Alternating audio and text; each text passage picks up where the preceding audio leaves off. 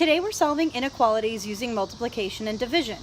And we're going to look at two different cases of the multiplication and division property of inequality. And the first case that we're going to look at, we're multiplying or dividing each side by positive numbers. And when you multiply or divide each side of an inequality by the same positive number, you get an equivalent inequality. So let's look at some examples. Here I have negative 24 is greater than or equal to 3x. In order to solve for x, I divide each side by 3, a positive number.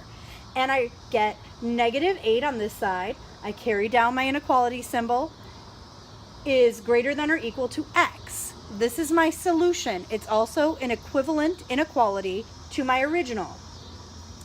Here I started with x divided by 8 is greater than negative 5. To solve this one, I will multiply each side by 8, and 8 is a positive number. So I'm left with x, bring down my inequality symbol, is greater than negative 40. This is my solution. It's also an equivalent inequality to the original.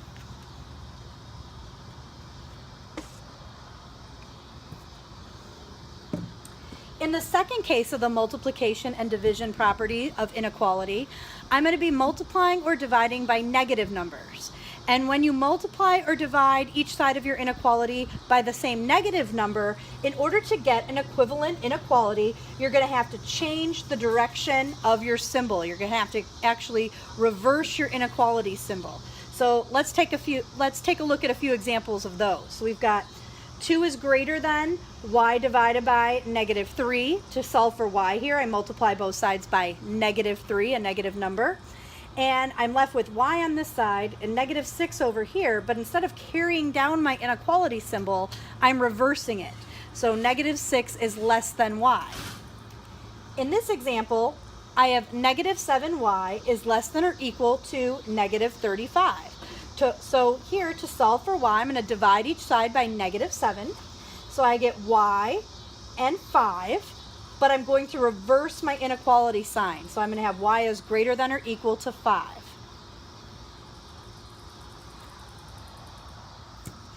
So let's try some of these together. So we have negative 9m is greater than 63. So to solve for this one, I'm going to divide each side by negative 9. And I'm left with m. And over here I have negative 7. Since I divided each side by a negative number, I'm going to reverse my inequality symbol.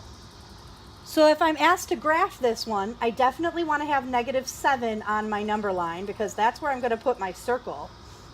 And in this case, it should be an open circle because negative 7 is not a solution to this inequality. I can't say m is negative 7. There's no equals here. It can't be equal.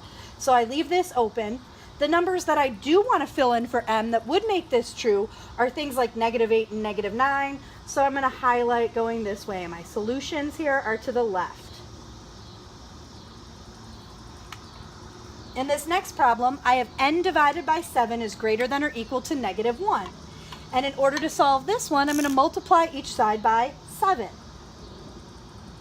7 is a positive number, so this time I don't need to reverse my inequality sign. I just keep it the same. Bring it down. And once again, I'm going to put my circle at negative 7 here, except this time I'm going to fill that circle in because n can be equal to negative 7.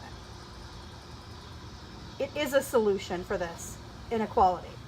The other solutions are things like negative 6 and negative 5. These are the things that I would want to put in for n that would make this true. So I'm going to highlight to the right.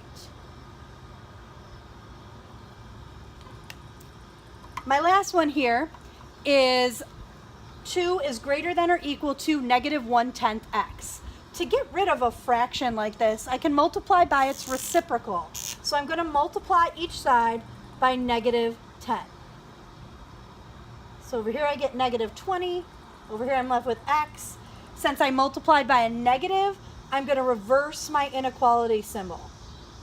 So I want negative 20 on my number line here.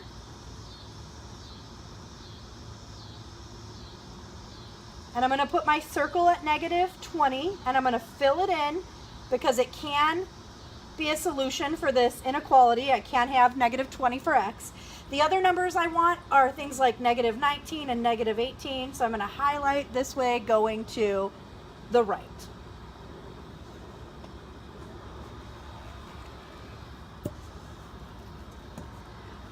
So let's take a look at a real life problem. You make $9.50 per hour at your summer job, and you're hoping to be able to buy a camera that costs $247. And you want to know how many hours you're going to have to work in order to be able to purchase that camera. So you make $9.50 an hour.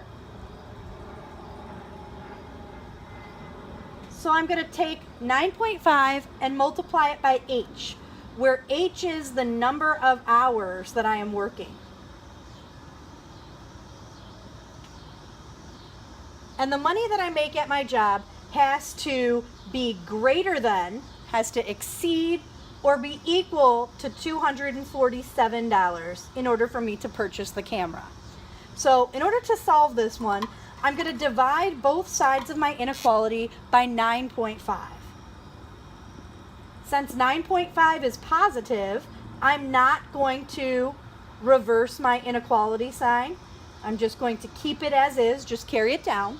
And 247 divided by 9.5 is 26. So I'm going to have to work a minimum of 26 hours in order to afford that camera.